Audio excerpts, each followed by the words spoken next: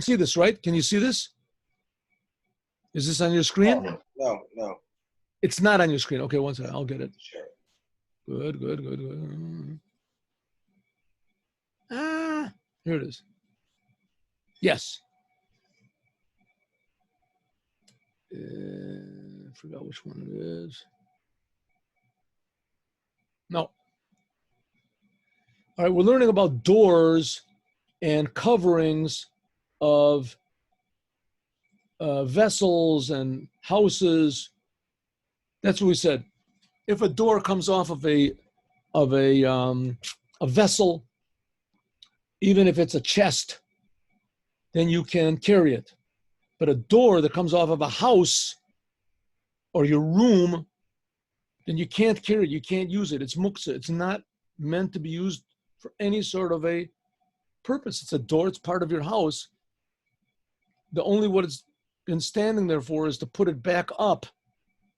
You can't do that on Shabbat. So therefore, it is not considered to be a vessel, and you cannot use it. This is 49. Here we go. 6.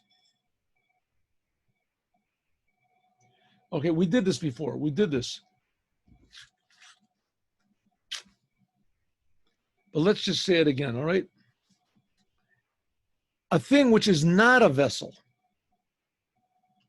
a big piece of a stone, a piece of wood, it's not considered to be a vessel. It should be muktzeh. But before Shabbos, you used it as a covering for a vessel, right? You had a pot of soup. You couldn't find anything to put over it. So you took from outside, let's say a big palm leaf, and you put it over there. You used it as a covering for a vessel. Or you had a piece of wood that was broken. You were going to throw it in the garbage, and you didn't throw it in the garbage. You took the piece of wood and you washed it, whatever, and you used it to cover over your soup or your cholent or whatever you have that's open. If you did this before Shabbos, then that covering is considered now to be a vessel, and it is not muktzeh, and it's mutter to carry it, just like any other regular vessel. But you have to do something to this covering. You have to do something to this vessel, this palm leaf or whatever, to change it a little bit so that you see that you're using it as a vessel. And it's not a thing you're going to throw away. That this thing that you did to fix it up, let's take an example. We'll see if this works, the example that I give. You took this dirty board that you were going to throw away. You took it from the garbage and you washed it off. You washed it and you scrubbed it. It still is a board. It has no purpose whatsoever. You threw it away in the garbage. But now you took this board and you put it on top of a big pot that you've got that's full of soup, or this big palm leaf, whatever that you had. And you put it on top of your, right, same thing, on top of the pot that has cholent in it.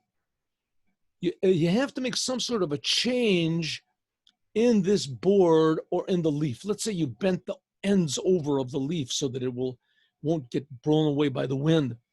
So you have to make some sign in the body of the thing.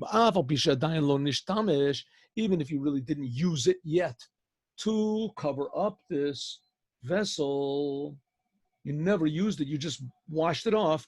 And all of a sudden you got a phone call there of Shabbos, right? You got a phone call and you got involved in this phone call. And then other things happened. And then you came back on Shabbos. So, I never used this board or this palm leaf to cover over the pot like I wanted to. But I did make a preparation in it. I bent the palm leaf a little bit. I washed it.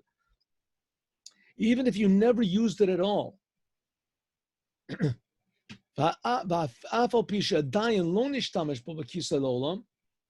Even though you never used it forever. Then if you made a change in it, then that's enough. That signifies that it's a vessel. But here's another leniency. What if you did use it once? If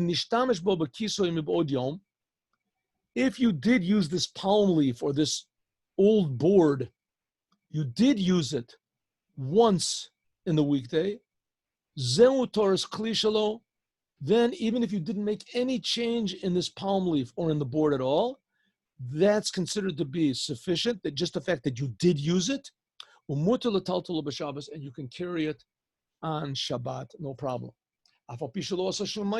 Even though you didn't do anything of fixing it at all, and you didn't do anything to fix the board or this palm leaf at all. You just used it one time, that's good enough. In the morning, what are we talking about? In a thing which is feasible, and some people do use it to cover things with. Like, for instance, chatichat nesorim, like a piece of wood or something like that. But if it's a thing that no one ever would use this for covering a pot,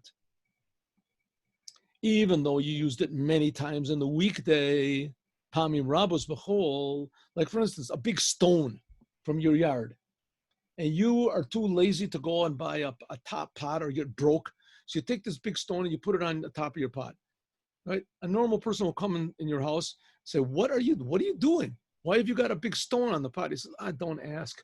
The thing broke, and I want to go and buy another one, but meanwhile, I'll use this. You use the stone. A pot, even if you used it a lot of times, it is forbidden to use it on Shabbos, like we're going to explain. So what did we learn? If you cover a pot, this is just an example. You cover a pot on Shabbat with a board or with, let's say, a palm leaf, or let's say even more. You use a doorstop. You want a doorstop. There's a door you want it to stop it with, and you take something from your garden and you use it. Let's say here you do use a stone, right? Because people use stones to make it. So if you used it once in the weekday, then you don't have to make any change in the actual board or the stone or the thing itself. If you didn't, then you have to make some sort of a change in it. You have to make a sign in the stone that shows that it is a doorstop. If you never used it. If you never used it, then you can't take the stone and use it for a doorstop on Shabbat. You can't just go in your garden and take a stone and put it on and use it for a doorstop. If you never used it. But if you did use that particular stone in the weekday as a doorstop, then it's not muktzeh. If you, let's say, took the same stone they used for a doorstop and you decided you want to use it to cover over a pot with, then it makes no difference what you do. How many times you use it, we'll see if you do if you change the stone, we'll see what that law is. We didn't talk about that. If you take a stone and use it for covering your pot, doesn't make any difference if you used it in the weekday. No one covers their pots with a stone. Therefore, on Shabbat, you cannot use the stone for covering that pot. If you used the stone previously for a doorstop, you can use it for a doorstop. That is Lamed Vav. So in other words, in short language, if you have a pot of soup and there's flies in the air or something like that, and the top of the pot breaks, and now you want to cover over that pot with something, so you have to cover that pot over with something that is already a vessel. You can't cover it over with just a board that you were going to throw in the garbage, or with a leaf, a big leaf from your palm tree. You can't do it unless you made some sort of an action. You changed this board beforehand, or you used it in the weekday for that purpose of covering over the pot. But if not, then you'll have to put a cushion over there or something. Who knows? Let's do one more.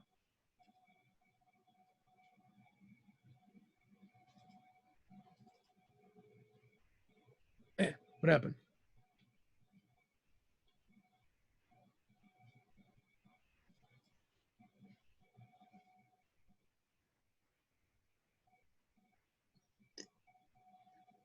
All of this that we talked about just once ago. The previous one was Lamed Vav, was it? I'm sorry, I just didn't pay attention. Yeah, that was right. Good. All right, all this that we're talking about using for a covering, and we're talking about doors that fall off and things like that. If you can use it, if it's muktzeh or it's not muktzeh. This is talking about the covering of a vessel. If you want to use it to cover over a pot, right, this board or something. But what if you want to cover something that was attached to the ground? Like, for instance, let's say you have a well. What if you have like a storm cellar? You ever see that, storm cellars? A lot of houses used to have like a door in the side that would go down to the basement. I guess now you can go into the basement from the inside of your house, but there used to be a door, it was like slanted. You could open it up and that would go down to the basement. All that we're talking about previously about using something to cover over a vessel, if you used it in the weekday, then you can use it, or if you made a change in it, then it's not muktzeh. This is talking about covering for a vessel. But if you have a cover for something that's stuck in the ground, could go in kisoi bur, like the covering of a hole or a dose, same thing like a well or something, or a basement, a pit. Even though you took this board and you washed it off and you carved it out or whatever on the side, the gam also nishtamish bo, and you used it a lot of times in the weekday. You cannot move it. Can't move it. You have a covering over your well. You have this board that you put over there. You have to move it with your teeth or with your foot or something. You can't move it unless you put a handle on it. If you put a handle on it, that you can grab onto it when you remove it from this pit or whatever, this indicates, it proves that you made this covering of your well or of your whatever, your storm cellar, you made it for that this covering is used and meant to be moved. The Yeshalav Shem Kli, then it is called a vessel. Okay, what if we have, let's do a combo over here. What if you have a vessel, but the vessel is sunk in the ground? Kisoi kelim hakavurim bakarkar, that are in the ground totally. Then the law is like kisoi karkaot. Here's an example. I don't know if you can have an example. A lot of people have swimming pools. They have swimming pools in their house, or a swimming pool in your backyard, and you have a cover over it. They have a cover over the swimming pool so that, first of all, no one will fall into it, and also that, animals won't go into it, fall into it, and just to keep it safe, and that it'll keep bugs out of it. Okay, if you have over this thing, if you have like a curtain or something like that, could be that's not so much of a problem because the curtain was meant to be over there, maybe, but I'm not so sure. Here it says that if you have anything that you put over something attached to the ground, right? If it's in the ground, then you have to have a handle on it. It has to have some sort of a handle that you can pull it and move it. If not, then you'll have to figure out another way to move it. Move it with your teeth or something. Okay, what if you have one of these, let's say, portable swimming pools, and it's sunk into the ground a little bit? Kisoi kelim akavurim bakarkar lagamri, then the law is like the same thing as if it's sunk, if it's a vessel. So we said, if it's a vessel, then the covering that you put on it, even though that it's something you just improvised, right? If you use this covering once in the weekday, that's good enough. You can move it. But if it's something stunk in the ground, then it doesn't make any difference how many times you used it in the weekday. It has to have a handle on it in order to move it. Okay, what if you have a vessel and you sunk it in the ground? Does it have the law of the ground that it must have a handle on it? Or does it have the law of a vessel that it doesn't have to have a handle on it? You just have to make a small change or have used it in the weekday. says it has the law of the ground. Shegazru al elu mipnei elu, that they made a decree on vessels that are sunk in the ground because of holes in the ground itself. But if it's a vessel that's not sunk into the ground totally, even though that it's joined to the ground, what is the example? Tanurim should be a mayhem. Like, for instance, ovens. Have you ever seen it? The pot-bellied stove. You ever see such a thing?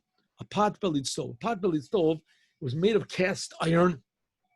But I saw it a lot of times. A cast iron stove. It was made from cast iron. Heavy, the thing, who knows, weighed a ton. Tremendously heavy. Right?